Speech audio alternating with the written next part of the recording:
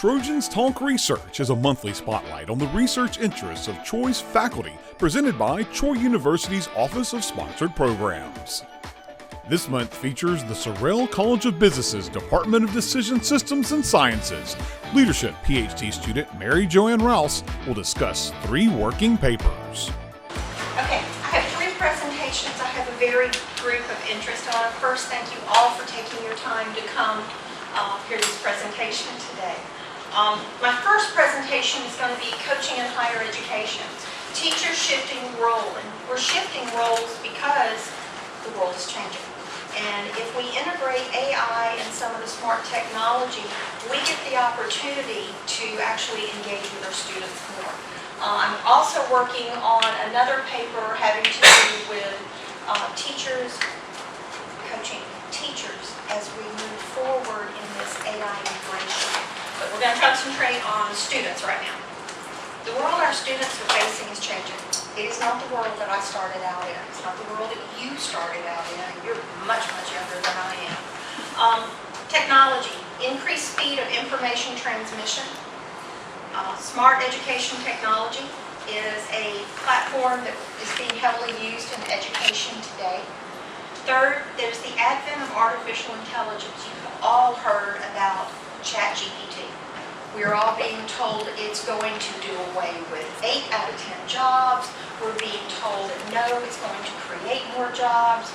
We're being told that it is very dangerous. We're being told no, it's a tool. So we're on very opposite ends of the spectrum. So globalization, global employment market with fierce competition for jobs, career, lifelong learners. It used to be that you work in a small area. We don't compete with the people in Troy. We don't compete with the people in Montgomery, South Alabama, or just the United States. The global job market is everybody in the world. So we need to know who we're competing against, and we need to know that we are educating for that group.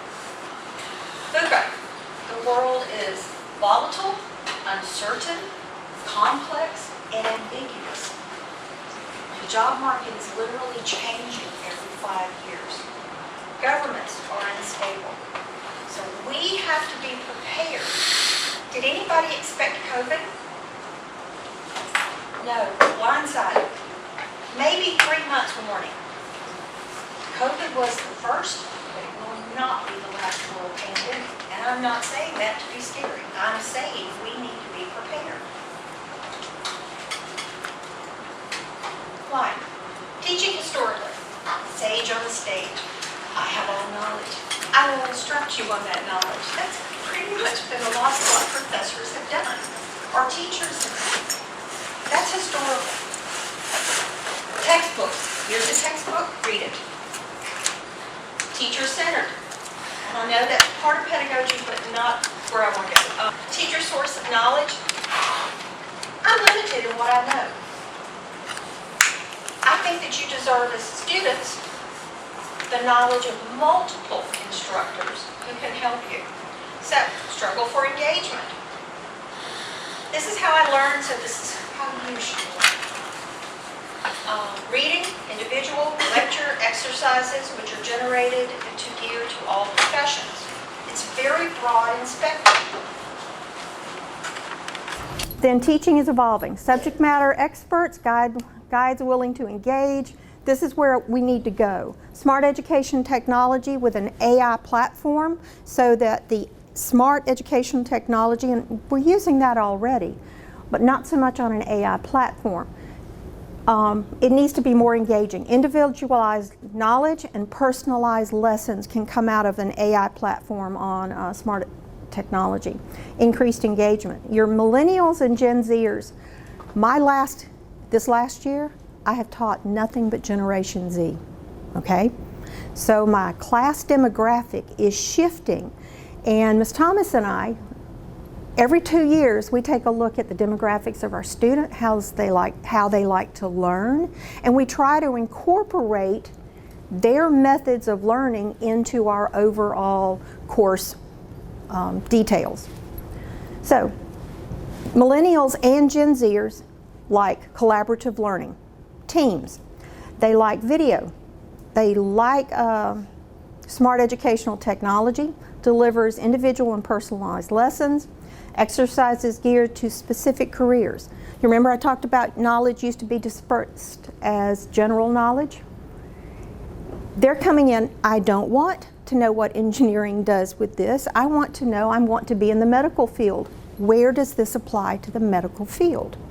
And that's something that smart educational technology and AI can do for us.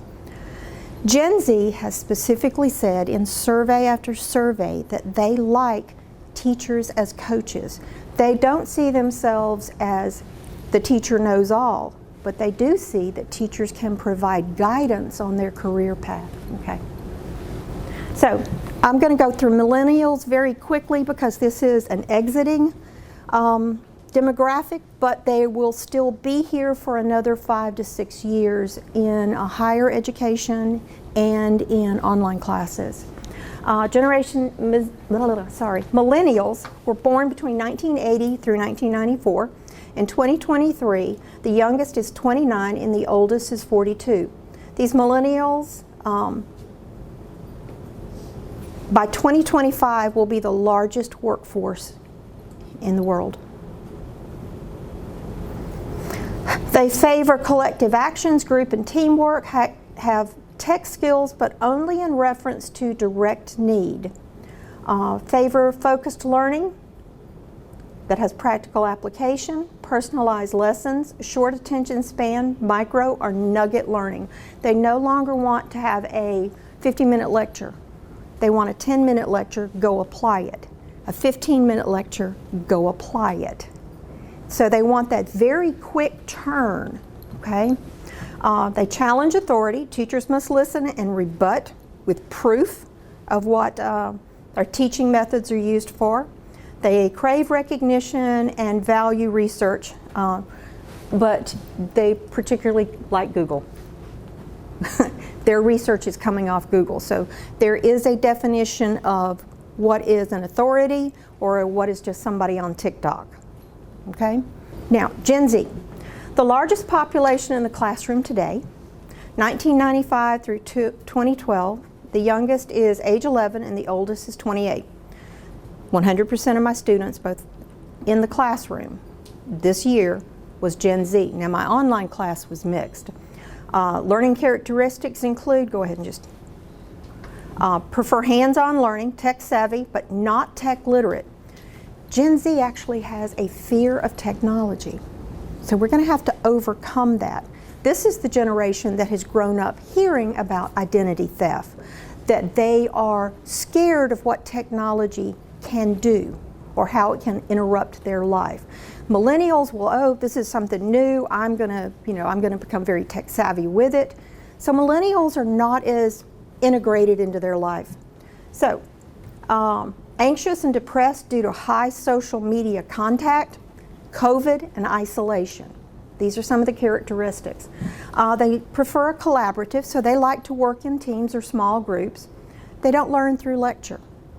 They like small videos, again, everything compressed. They prefer hybrid learning, sometimes in class, sometimes out, but not being held to a strict study, not to a strict routine. Want immediate feedback. Now, this is one of the things that smart educational technology facilitates. When I was growing up, you handed it in and it was a week, 2 weeks later before you got an answer. They don't want to wait. And educational theory also demonstrates that the faster you identify gaps, the faster you identify something you are doing wrong and correct that, it shortens the retention for education. You learn it faster. So they prefer these e-learning platforms for that reason. They see teachers as coaches. Literally, it's in what they're talking about. We need to meet the students where they are, not where we want them to be, but where they are. Gen Z is responsive to smart educational technology and AI. They are ripe for teacher coaches in the classroom. So, Benefits of SET AI, and I've combined smart educational technology and AI into the acronym SET AI. Reduces administrative process, so as a teacher I focus less on who is here and more on engaging with you as a person. So increased teaching resources, student focused, individualized lessons planning considering the beginning of knowledge level of the learner. So one of the things that we've started doing this year is actually giving a small little digital literacy test, and that's our platform. And then at the end of the semester this time, we gave that same test to our students and watched the results. Am I teaching what students need to know? Well, obviously the digital literacy test is a foundation. All students, no matter what overview, should have this knowledge to be considered digital literate. We found that scores tripled. The students did not score as digitally literate on enter in classroom, but 16 weeks later, they scored an average of 80. It's not a bad score. So, it does personalized lesson plans. The lessons are targeted towards specific student educational careers. For instance, if you are in the medical field and we are discussing robotics, then this, a type of medical robot, would be what you got. If you are interested in art, then this would be the lesson you got on how robots are being incorporated, or AI is being incorporated into the art field, which will also bring up the concepts of privacy. It brings up the concepts of ownership, who actually owns the art if it's being created by an AI or a robot.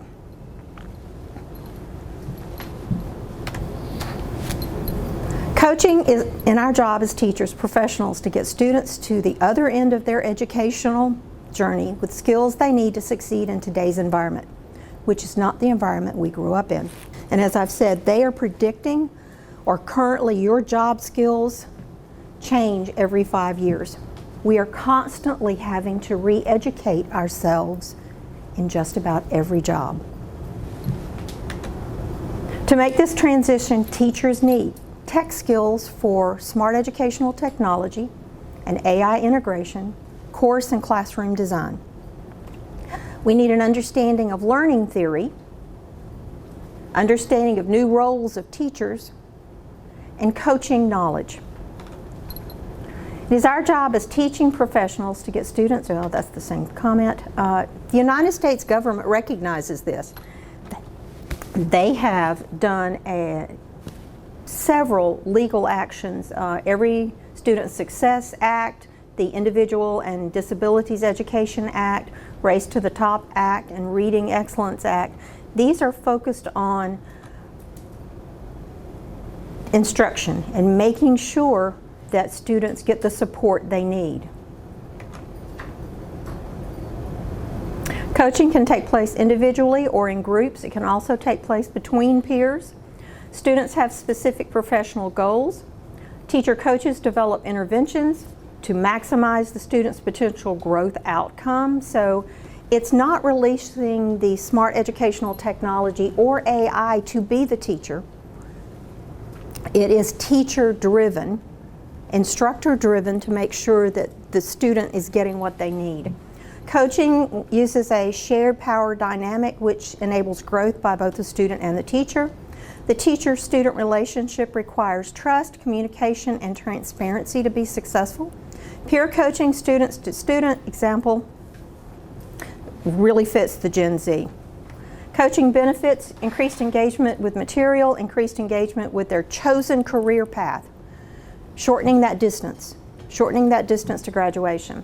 Higher success rate for completion of program, lower dropout rates are one of the benefits of coaching, areas of teaching that have incorporated coaching. Increased sense of ability to accomplish their goals. Increased retention of subject matter over a longer period. Teacher coaches provide structure and support through life situations the students are experiencing. Inside each person is a negative voice that literally says, "You cannot do this." I've heard it. I've heard it in my head. Unfortunately, society often echoes that voice, reiterating negative feedback. "You're not good enough. Don't try." Coaches are the believers, the positive influence, the voice that says, "You can do it. Don't give up. You can do it all at once. If you can't do it all at once, break it down. Take it in small nuggets." That's where we get this 20-minute attention span from. What part is doable now, and what part will you do tomorrow? The theory that I've demonstrated here and that's involved in coaching, there is some pedagogy there which is teacher-driven. There's andragogy, which is students needing to know why they are learning as adults. You have a different mindset than students coming in and expecting knowledge to be given to them. Adults need to know why they're learning something and how is it going to apply to their life. You have machine learning. I'm going all the way back to Turing in 1950. AI learns a specific, it's not just programming, it's loops and it's algorithms and it's this failed, and looking at the statistics there. Then you've got socio-technology theory, transformative learning, social learning theory, and I'm also looking at generational theory, that every 20 years we have a new generation, and that generation is impacted by what they have experienced in their growth phase. The Gen Zs are very affected by COVID. You've got the millennials that were affected by the towers. Every generation has pivotal moments, and it affects who we are, how we view the world, and how we interact with the world. So that's generational theory. I make 3 primary recommendations. I want to continue research into and implementation of teacher coaching programs in higher education around the early and deep integration of AI and smart educational technology. The second recommendation is for continued research and implementation of teacher coaching programs designed to facilitate teacher to student coaching engagement. The third recommendation is for ongoing research into Generation Z learners and the next generation as well, and their preferred learning style. Questions? Comments? That was very interesting, and I have tons of notes, and I'm going to bug you afterwards. Okay. That's what I can't remember. When you get in front of it, I literally just hear buzzing in my ear. Yeah, So that's why I wanted y'all to write down. I'm jotting things down, and I'm going to. So something which you may be looking at eventually, and so I'm trying to learn to draw. Right? Yeah. And I came across this book, which some of you might already be familiar with. Somebody told me about it recently, drawing with the right side of your brain, or drawing on the right side of your brain. And it talks about the whole right brain versus left brain, and how, for example, people who suffer from dyslexia, it's like their left brain is less active than their right, like their right brain is more active, where they look at this holistic picture type perception versus being able to read words and getting information out. Is that something that might be applicable in the short attention span and how people learn today? Because there's so considerably less text involved than it was for us, and it's not even visual, it's something beyond visual now. You know, this amalgamation of... I think that may have impact on why TikTok is such a growing, it's easier to learn that for some people. I have a very linear mind. Rather than looking at everything at once, it's okay, A works, B works, C works. Now if I combine A, B, and C, it should work, right? So But yeah. that's not what's happening right now, which is what we're trying to sort of stay abreast of. Yes. I don't know. Exactly. No, I mean, we're, and like you said earlier, even if we do know, it's going to change very soon.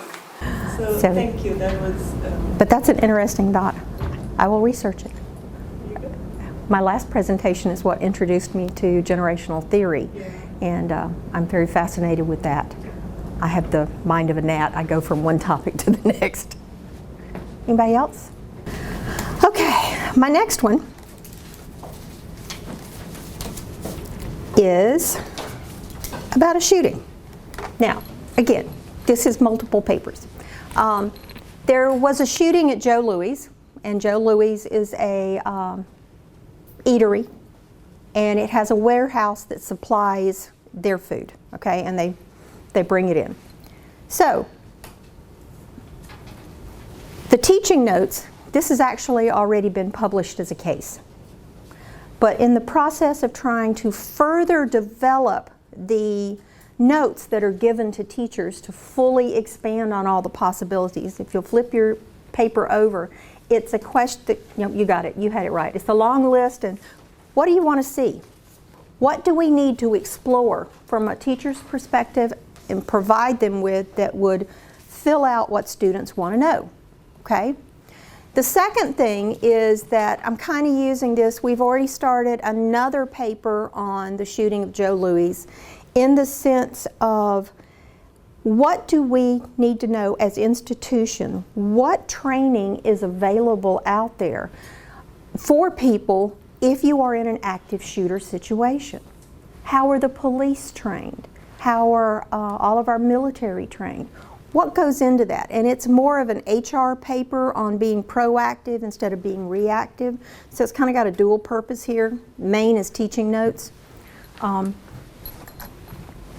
So, purpose today, to improve teaching notes for case with teaching notes, to improve the profession of teaching in higher education, to highlight the need for improved teaching notes across cases, to highlight new areas of human resource education that require special attention.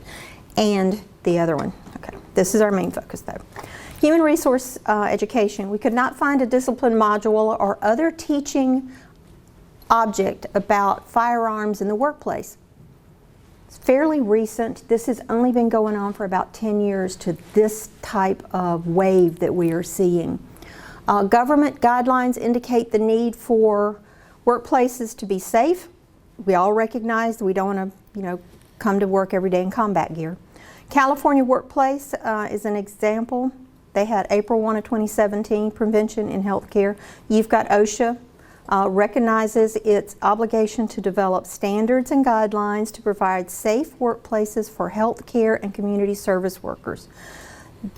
These workplaces should be free from health and safety hazards, including fear and the threat of assault. I underline that one. Safety for human resource management lists workplace health, safety, and security as requirement content for the HMR curriculum. And yet there is no organized approach to prepare students, employees for active shooter events. Firearms, gun use in the United States routinely results in mass shootings. Mass shootings are defined as incidents that involve 4 or more victims. From January 1 through March 27, 2023, there have been 132 mass shootings in the United States. Notice this is not April, because last week, 18 in Texas. 1 week died, 18. So April is not part of those first sets of statistics. These shootings have resulted in 193 deaths and 498 injuries. Virtually all of these shootings have taken place in someone's workplace. However, HR students have no education about how to deal with a workplace shooting. 2020, 45,222 firearms-related deaths. Per capita death rate is 13.6 per 100,000 people. From 2000 to 2009, there were an increase from 3 a year to 40 a year by 2019. Overwhelmingly males are more likely to be killed. 86% are injured, 87 with a firearm. Now, let's talk about Joe Louis. 15-year-old male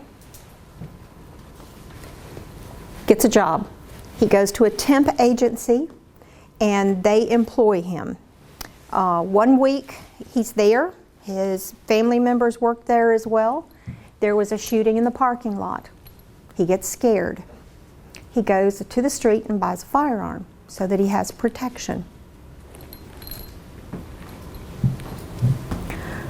This blind case was published in 2023 with teaching notes. We're filling that out.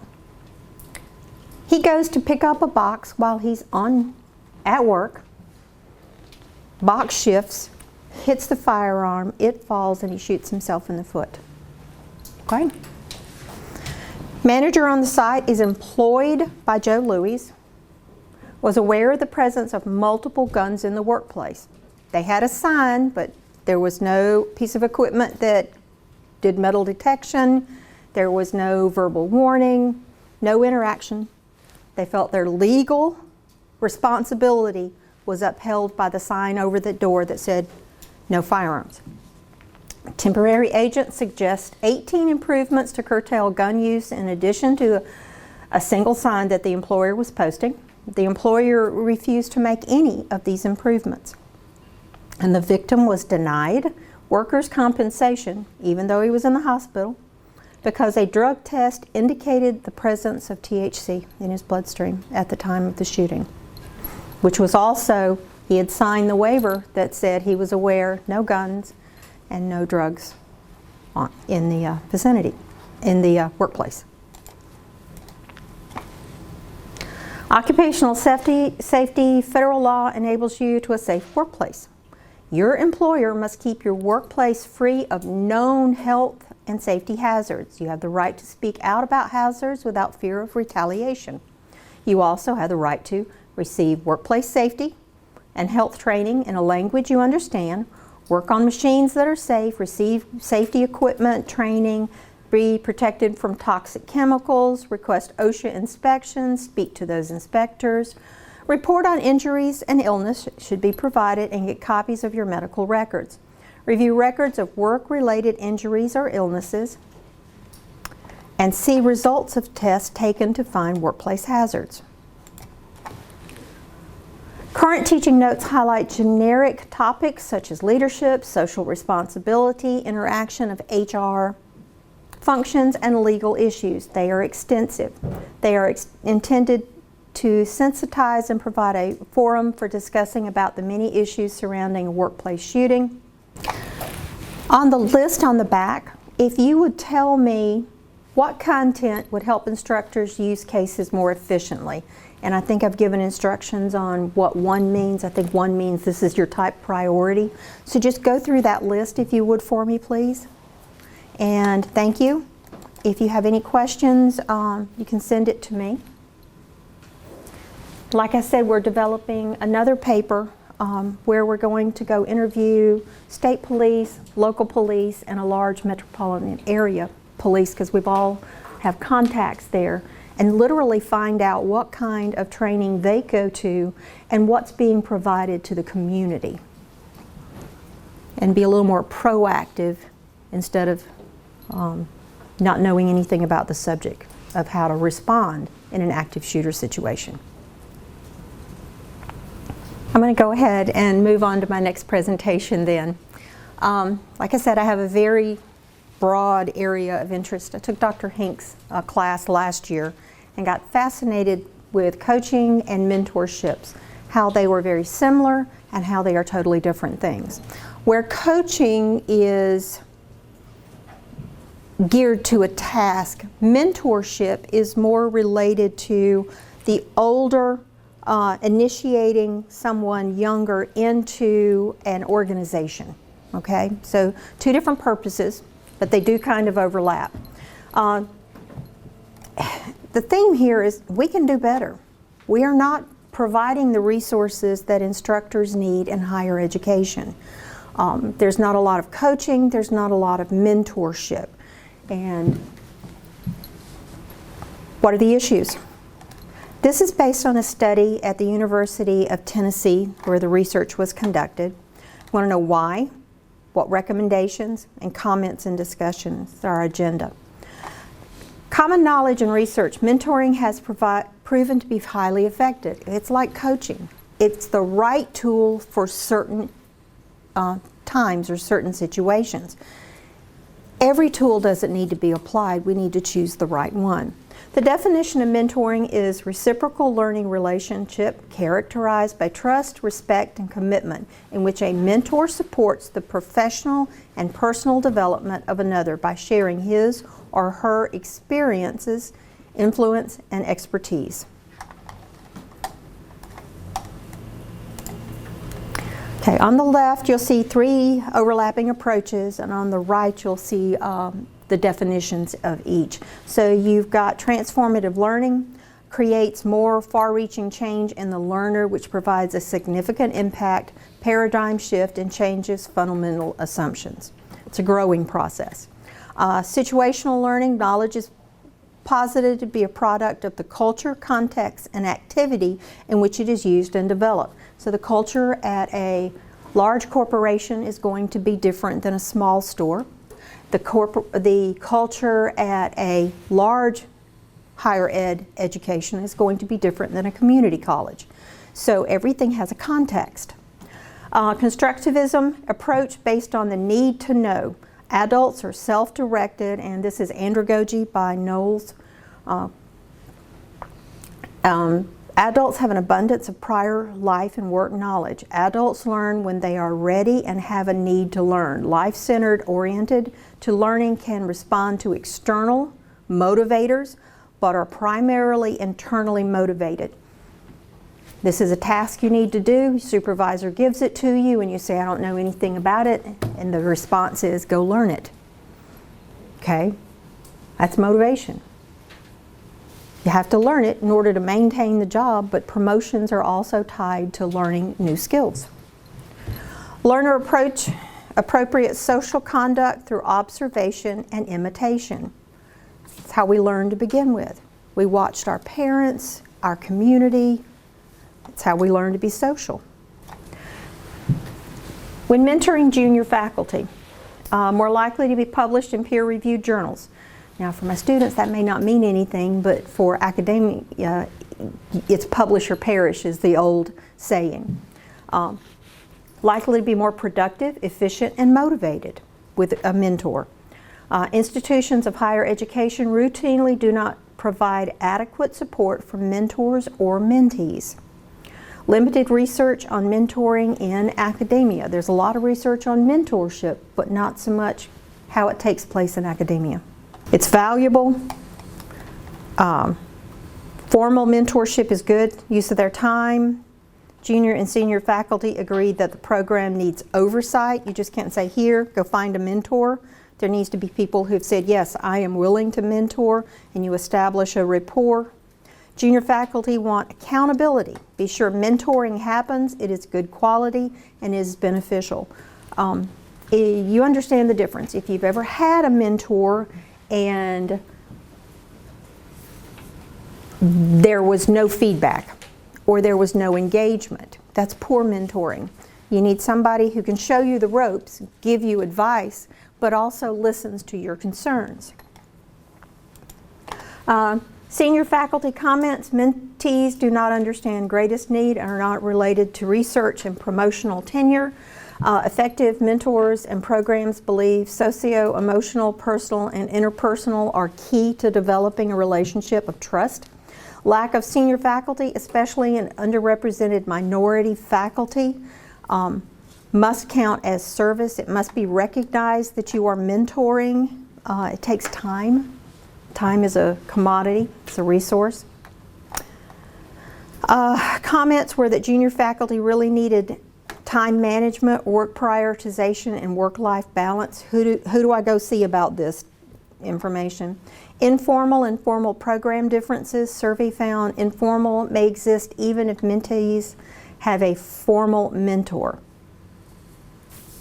And again, this is where I was talking about may not meet with their mentor. Junior faculty need engagement And according to the University of Tennessee, department heads may not value mentoring. Consequently, there's no recognition in your job responsibilities or your productivity that you are doing that task. Senior faculty, common reasons for not engagement. Faculty shortage, we're all trying to do more with less. Lack of interest, overloads just to get the job done. Personalities have to match. What's in it for me? I never had a mentor. Why should they need a mentor? Not valued by the department or administration, not receiving load reductions or any kind of recognition. Some want to mentor, others may be reluctant. Ph.D., United States is the most individualistic country in the world. Getting us to either mentor or be a mentee is sometimes difficult in the United States. Traditional Ph.D. journey is done solo, and I did it by myself. They can do it by themselves. That's one of the mentalities that is pervasive. Faculty are resistant to change. Why? Junior faculty need time management, work prioritization, and work-life balance. There was a program at Berkeley in 1970 that was innovative for undergraduates, and it was called the Strawberry Creek College, which was terminated by faculty committee before they reviewed the results. Just terminated the program, against which these unconventional cases were judged. Mary Bergen, former General Secretary of the AAUP, wrote in her book 2016 that reformist programs revolving around pedagogy, that this is not creating a balance in pedagogy. And endowments affect my things gain value because I created them. And that's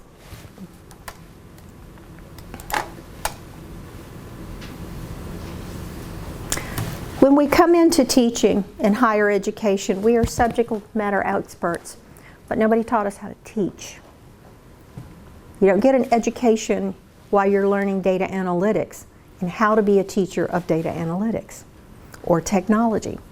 So a lot of what we are learning as faculty members has to do with personal growth. How do I do this better? As a teacher, I've got all this knowledge. How do I get it presented to students in a way that helps them learn? And we could do with somebody who's been there before us, mentoring us through that process, giving us tips and hints. Faculty consider themselves individuals, isolated as an inherent part of teaching. It's an individualistic endeavor. Or walk into the room and have two teachers at once? You get one. Thus, any effort to improve teaching and learning threatens endowments. Departments usually support specialized research, support faculty privacy, and autonomy, which further supports resistance and isolation. There's not a lot of support in teaching us how to teach. Interest to pursue scholarship of teaching and learning. We have to be interested in that. Recommendations for institutions of higher education: do this. Stop creating anti-change endowments. It's my stuff. Link faculty endowments to collaborative activities.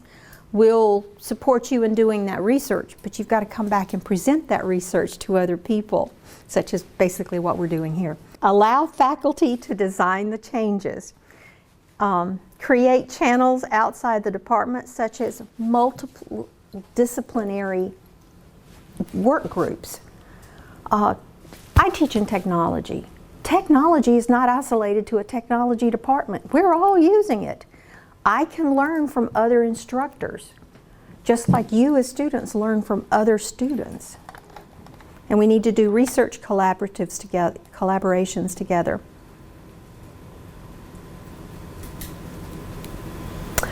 Institutionalized mentoring, not just one school or department, multiple disciplines. Develop purposeful programs with rewards, recognition, measurable goals and activities, and accountability. Train and recognize mentors. Send us to training so we can help better. Reward good practices, establish best practices, maintain a database for reference purposes, allow and encourage flexibility, listen to the faculty, do research on mentoring at each individual institution. We want to establish some minimal standards for mentoring. Policies and bylaws should be flexible. Clarify everyone's expectation before beginning. What are your operational strategies, specific and attainable goals of the SMART? Set is a good reference there. Time frame, expectations for the relationships, and they also recommend signed agreements. This is what I will do for you. This is what I expect from you. You can outline things like we're going to meet once a week. We're going to identify and work on these 3 problems. Get it in a contract format. Questions? No, that's also, again, something that all of us can relate with. Just the fact that when you are getting your doctorate from a research institution, there's very little focus on training you as a teacher. All the focus is on training you as a researcher.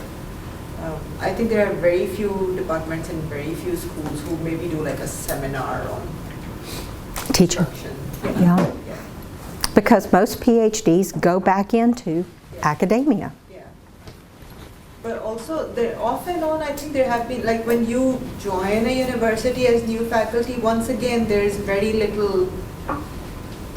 little formal resources to sort of ease you into the teaching process. I've actually done some formal mentoring for online courses. Like I would receive this email from Inga and Dr. Fox. It's like, you are being assigned as a mentor to so-and-so, and thank you for your time and everything. And then I would walk that person through setting up their course and then video chat with them and like be available every time there was a crisis.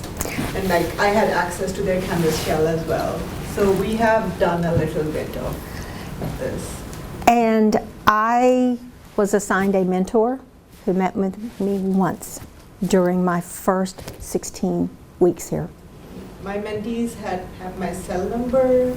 I have done, Teams calls with them. I have done Teams calls with them while we were both in their course to figure out what's happening where, which is why what's not working, or even it's like, how do I handle this student situation?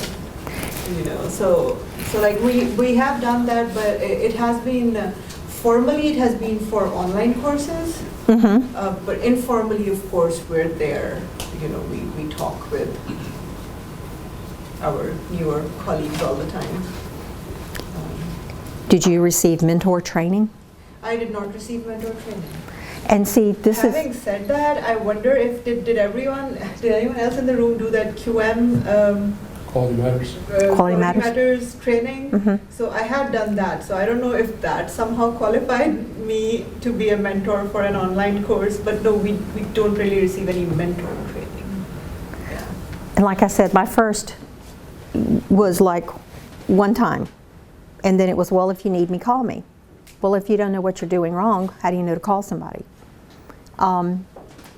We have a program where our chairs come and review our classes. But now you're looking at overworked chairs. How often has that happened? And that's what we're advocating for, is a more formality to the process, that people who are interested in being mentors get help in the process of learning how to mentor. But I agree with you, sometimes observing what happened to you teaches you good behavior, and it can show you what not to do. So, Dr. Bowler. Could you go back to slide 7? 7? Yeah. This one? Yeah, so I like what you're saying there, and I agree with all that. One of the problems, I think, is sometimes senior faculty, or they learned how they learned. And like you pointed out in earlier presentations, things are changing. And so just like an old general that won using old thoughts, they are, like a lot of times you'll see Gen Z says the boomers, they don't know what it's like to try to get a job nowadays. They're saying, oh, just do this and do that. And that's kind of antiquated advice, if you will. And as you pointed out, things are changing. And so if you have someone who's been in the business for maybe 15, 20 years and how they taught and everything, they need to keep refreshing how things are working now. Because if they try to say, mentor junior faculty, say this is how you do it, and they're using 20-year-old lessons, thoughts, it might not work out as well. It can continue that old kind of paradigm of this is how things are done. Yes. Another thought also, I think it's slide 9, right there. And I really like the idea of a mentor. In aviation, they have, you have pilots, and then you have an instructor pilot that teaches new pilots. Then you have an instructor that teaches people. So like you were saying, a mentor that has been trained by someone who's used to mentoring and saying this is a better way to mentor. So lessons learned. So those are really good ideas. But Thank you. But the resources to try to make those things happen, that's always been the problem. Absolutely. The time, the money, and then how do you set people up? You mentioned it, I think, on another slide, you talked about rewards and recognition for doing those things well. So, but it has to be institutionalized. It has to be part of this is how we do things. Which is, again, this is how we do things. The philosophies. So we need both. I think we need both. Mentors and coaches, and I think that we're going to provide these resources. Now you figure out which resources will work for you.